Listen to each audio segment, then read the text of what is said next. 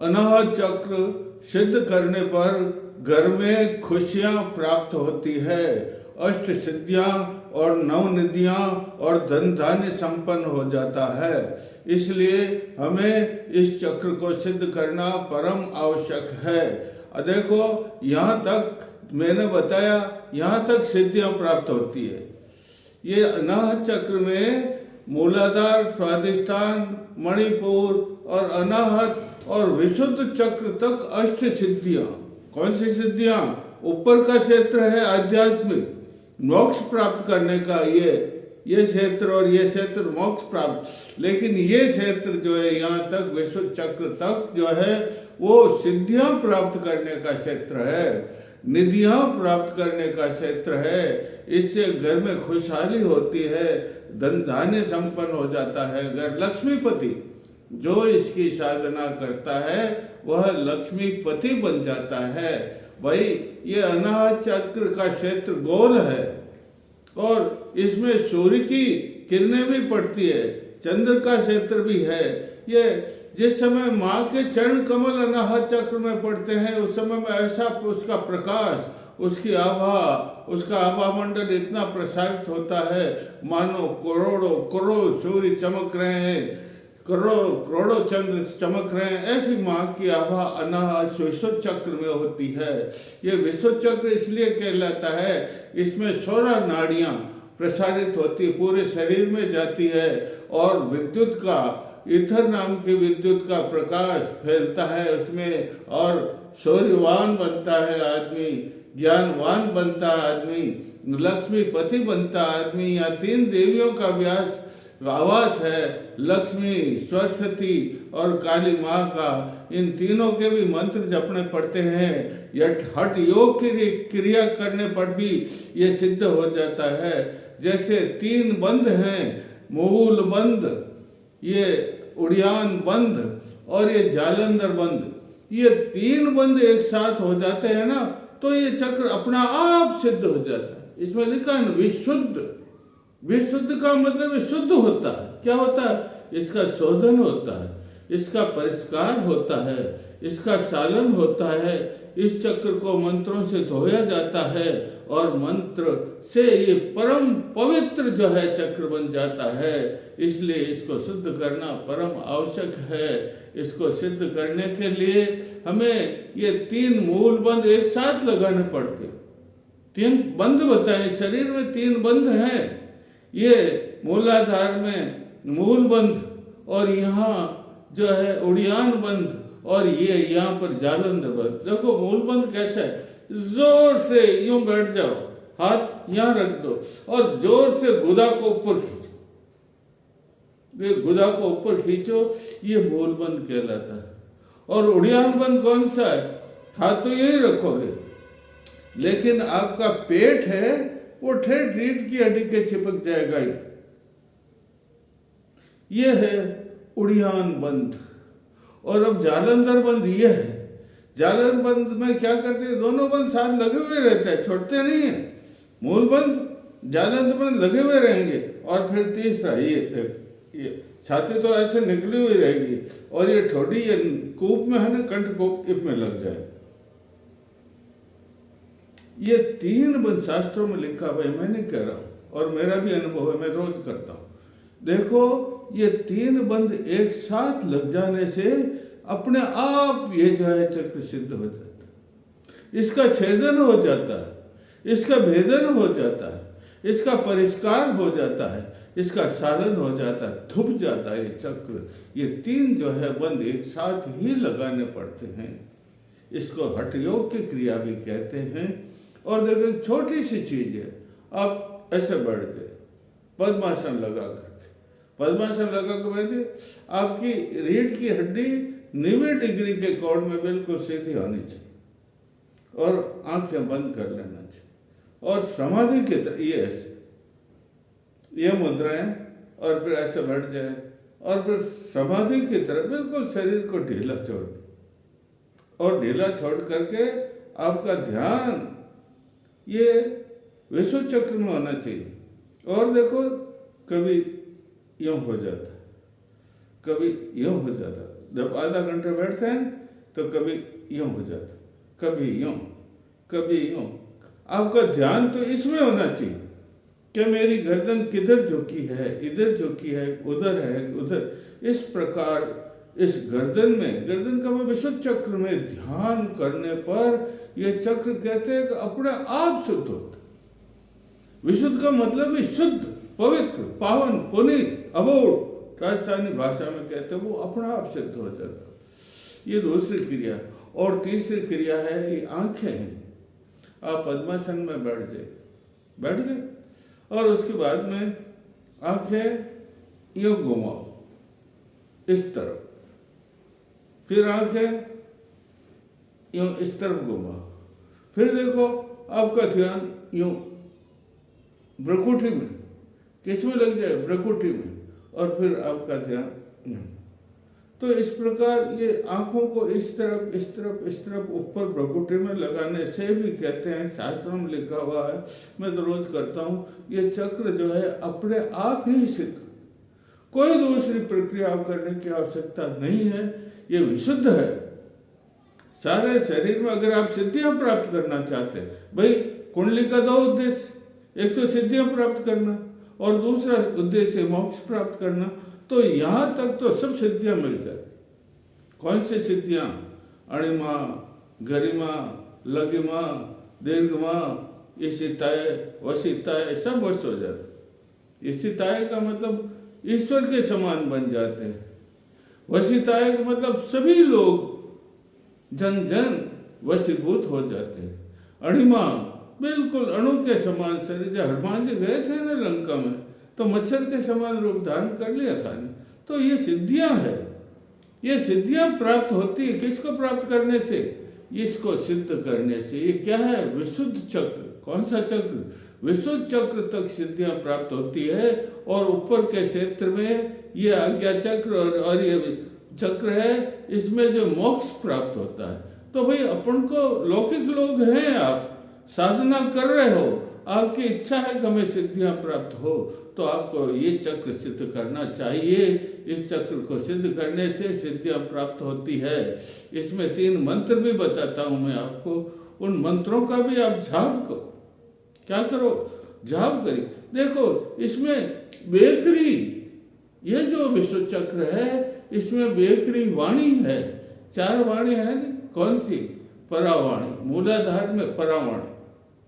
यहाँ ये जो है इसमें पश्यंती वाणी, यहाँ हृदय में मध्यमा वाणी, और यहाँ पर है बेकरी वाणी। देखो परा का मतलब क्या होता है? प का मतलब पाताल, र का मतलब रमण करना, और आ का मतलब आकाश। ये परा बन गया। मतलब पाताल, ये हमारा पाताल लोक है ना, पाताल से लेकर के आकाश तक प्राण वायु का रमण करना। किसमें से होकर के? सुषुम्ना नाड़ी में पाताल से लेकर के आकाश तक सूक्ष्म से सूक्ष्म प्राण वायु क्या करता है? रमण कर, क्या करता है?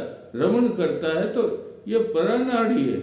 उसके बाद यहाँ पर देखो पश्यंती है।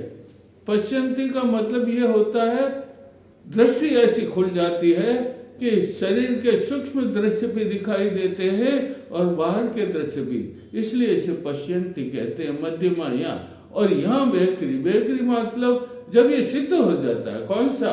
ये विशुद्ध चक्र जब सिद्ध हो जाता है तो शब्दात्मक ध्वनि होती है और शरीर में सारा कंपन, जब सिद्ध हो जाता है ना तो शरीर में सारा कंपन कांपने लग जाता है। न बाहर की वस्तु न अंदर की वस्तु दिखाई। और फिर मुंह से, बेकरी का मतलब, बेकरी वाणी का मतलब मुंह से ओ, अपने आप कहने की जरूरत नहीं है, और जोर से नहीं, बिल्कुल धीरे संक्षिप्त रूप में ओम ओम ओम ध्वनि निश्चित होती है भाई। इसे बेकरी की, यहाँ कौन सी वाणी है? बेकरी वाणी। कितनी वाणी होती है? परा, पश्यंती, मध्यमा और बेकरी वाणी होती है।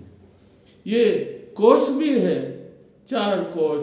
ये देखो अन्नमय कोष, ये प्राणमय कोष, ये मनोमय कोष, और ये यहाँ विज्ञानमय कोष। कौन सा? ये अनाहत चक्र, विशुद्ध चक्र में जो है विज्ञानमय कोश होता है, विज्ञानमय कोश के ऊपर अंधेरा छाया हुआ रहता है। लेकिन ये जब सिद्ध होता है, विशुद्ध चक्र सिद्ध हो जाता है, उसका अंधेरा मिट जाता है, ऊपर आनंदमय कोश में जो है पहुंचा जा ज्योति के दर्शन, परम ज्योति के दर्शन होते हैं। ये इतना महत्वपूर्ण चक्र है। आप इसकी साधकों, मैं आपसे निवेदन करता हूँ, आप इसकी साधना करो। 2-3 मंत्र भी बता देता हूँ। ये देखो, स्थान परिचायिका कौन सी? ये मुद्रा स्थान परिचायिका है। ये रात्रि में लगाना, सो जाओ रात्रि पलंग पर, और सो करके ये जागृताया महाशक्ति, जागृताया महाशक्ति, जागृताया, आंखें बंद कर लीजिए और ये आप जपते जाइए, विशुद्ध चक्र सिद्ध हो जाएगा। एक और भी छोटा सा मंत्र है जो है, आप ये सिद्ध हो जाता है। ओम एम ह्रीम, क्या शब्द है? एम ह्रीम शाकिनी देवी। इसकी देवी शाकिनी है ना, मैं बता रहा हूँ आपकी देवी कौन थी।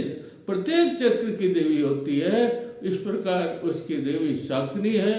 शाकिनी का मंत्र एम ह्रीम शाकिनी, रोगान विनाशय विनाशय स्वाहा। एम शाकिनी रोगान विनाशय विनाशय स्वाहा। और अरे भाई, ये मनस चक्र है। कौन सा चक्र है? यहाँ पर मनस चक्र है, मन का चक्र जिसे कहते हैं। नहीं, मन कितना चंचल होता है? एक पलक जपते हैं तो कितना दूर चला जाता है। तो इस मन को एकाग्र करना पड़ता है। जब तक मन एकाग्र नहीं होता है, तब तक ये देखो, मन जब एकाग्र हो जाता है, मन जब सूक्ष्म हो जाता, एकाग्र का मतलब सूक्ष्म से जितनी वृत्तियां हैं वो सब नष्ट हो जाती है, निरोध हो जाता है वृत्तियों का, मन एकाग्र हो जाता। तो मन एकाग्र होने पर प्राण भी बिल्कुल सूक्ष्म हो जाता, क्षीण जिसे कहते हो जाता है। तो मन क्या करता?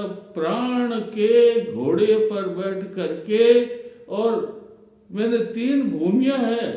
एक तो है भूमि चेतन, एक अचेतन, और एक तीसरी भूमि जहाँ परम परमात्मा यहाँ विराजता है, उसे अचेतन भूमि, अति चेतन भूमि कहते हैं। देखो, यहाँ तक ये संसारातीत, ये सीमाएं संसारातीत है, ये सीमाएं संसार की सीमा है। यहाँ पर गुणों की सीमा है। यहाँ पर इन चक्रों को पार करने से ऊपर जा सकते हैं। तो ये 3 भूमियां हैं, इनको भी प्राप्त करना पड़ता है, विशुद्ध चक्र को सिद्ध करना पड़ता है। तो इससे जो है ये विशुद्ध चक्र तो सिद्ध होना परम आवश्यक है। लोग जरा सिद्धियां कर लेते हैं ना, तो सिद्धियों के चक्कर में भटक जाते, ऊपर का रास्ता भूल जाते। तो आप अगर चाहते हैं कि हमें मोक्ष प्राप्त हो, तो यहाँ तक आप सिद्धि कर लीजिए। यहाँ तक सिद्धि करोगे तो भी आप सिद्ध पुरुष बन जाओगे, बोधि सत्व बन जाओगे आप, और आप प्रकृति लय हो गया, आप मोक्ष में तो जाएंगे। लेकिन जब आपके पुण्य क्षीण हो जाएंगे तो पूरे धरा धाम पर आपको जन्म लेना पड़ेगा, और योगी के घर जन्म लेना पड़ेगा। और फिर इतनी मेहनत, 5 चक्र थे ना ये, इनका आपको इतनी मेहनत करनी नहीं पड़ेगी, अपना आप ये सिद्ध हो। इतना इस विशुद्ध चक्र का प्रभाव है। इसलिए आप विशुद्ध चक्र की साधना कीजिए। इस मन के चंचल को सिद्ध करने एक छोटा सा मंत्र है। ओम चिदात्मकम मन चांचल्य विनाशाय विनाशाय वाराय वाराय निवाराय निवाराय त्वाम प्रणोमि तत् स्थिरम स्वाहा। ये मंत्र है मन को स्थिर करने। किसको स्थिर करने का? इस मन को स्थिर करना। मनस चांचल्य महाशक्ति नमः। क्या मंत्र है? महाशक्ति नमः।